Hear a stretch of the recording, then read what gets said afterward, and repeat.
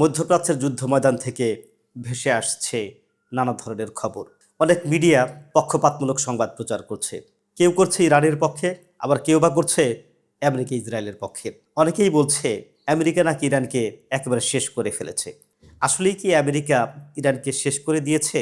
আজকে তা নিয়েই আলোচনা করব। সাথে আছি আমি এনায়েত করিম।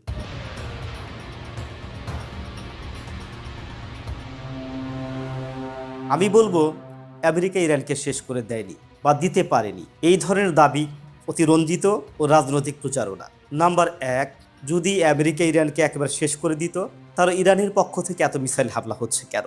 ইরানের রয়েছে নিজস্ব সামরিক বাহিনী, আছে বিপুল মাত্রায় ব্যালিস্টিক ও ক্রুজ মিসাইল, তাদের রয়েছে আঞ্চলিক মিত্র হিজবুল্লাহ হুতি। তাই আমরা বলতে পারি ইরানের কমান্ড, ইরানের অস্ত্র, ইরানের কন্ট্রোলিং এখনও কার্যকর। নাম্বার দুই, ইরানের মিসাইলগুলো এখন কিভাবে উঠছে? ইরানের মিসাইল সক্ষমতা এখন আরও কয়েকটি কারণে কার্যকর। এক নাম্বার হচ্ছে ডিসেন্ট্রালাইজড লঞ্চ সিস্টেম, বিভিন্ন গোপন ঘাঁটি। নাম্বার দুই, মোবাইল লঞ্চার, ট্রাক বা ভূগর্ভস্থ ঘাঁটি। নম্বর তিন, স্বনির্ভর প্রযুক্তি, বাড়ির উপর নির্ভর না থাকা। ফলে কোনো একটি হামলায় ইরানকে একবার শেষ করে দেওয়া পুরোপুরি সম্ভব নয়। এখন আসছি হরমুজ প্রণালী নিয়ে এত বৈঠক কেন? আমরা জানি সারা পৃথিবীর পরিশোধিত তেলের প্রায় 20% যায় এই পথ দিয়ে।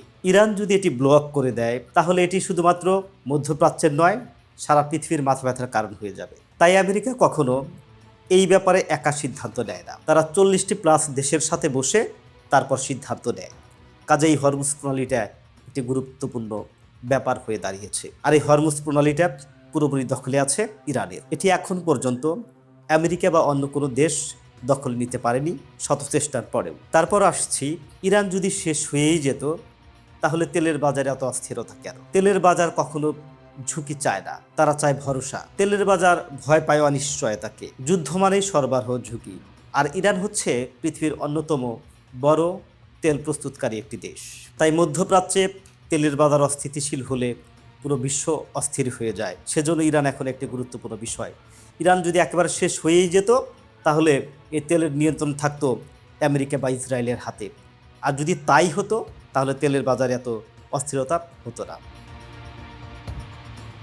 আসলে এই যে যুদ্ধ খেলা, এখানে আমেরিকার মূল উদ্দেশ্যটা কি? আমেরিকার মূল উদ্দেশ্য কয়েকটি। তার মধ্যে একটি হচ্ছে সারা পৃথিবীতে নিজের প্রভাব বজায় রাখা, অর্থাৎ মোড়লগিরি করা, মিত্রদের নিরাপত্তা প্রদান করা, বিশেষ করে ইসরায়েলিদের। তিন হচ্ছে শক্তির ভারসাম্য। এখানে আমেরিকা চায় ইরান যেন পুরোপুরি শক্তিশালী না হয়। আবার আমেরিকা কিন্তু কখনোই চায় না ইরান একবার শেষ হয়ে যায়, কারণ ইরান যদি একেবারে শেষ হয়ে যায় তাহলে মধ্যপ্রাচ্যে একটা অস্থিতিশীল অবস্থা সৃষ্টি হবে। ফলে সারা পৃথিবীতে ক্ষমতার ভারসাম্য বজায় থাকবে না। সেজন্য আমেরিকাও চায় না ইরান পুরোপুরি ধ্বংস হয়ে যায়। তাই আমরা বলতে পারি যে ইরান একেবারে শেষ হয়ে যায়নি, ইরান কখনো শেষ হবে না। ইরান এখন পৃথিবীর অন্যতম শক্তিশালী দেশের একটি। আর ইরানের প্রত্যেকটা জনগণ চায় তাদের দেশ থেকে সাম্রাজ্যবাদ শক্তিকে রুখে দিতে।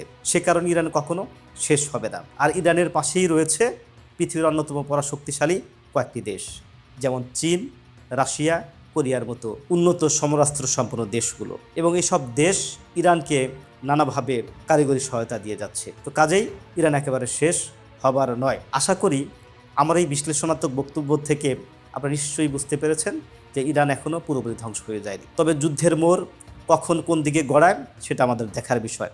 আমরা কোনো আপডেট পেলে আপনাদেরকে সাথে সাথে জানিয়ে দেব। ধন্যবাদ।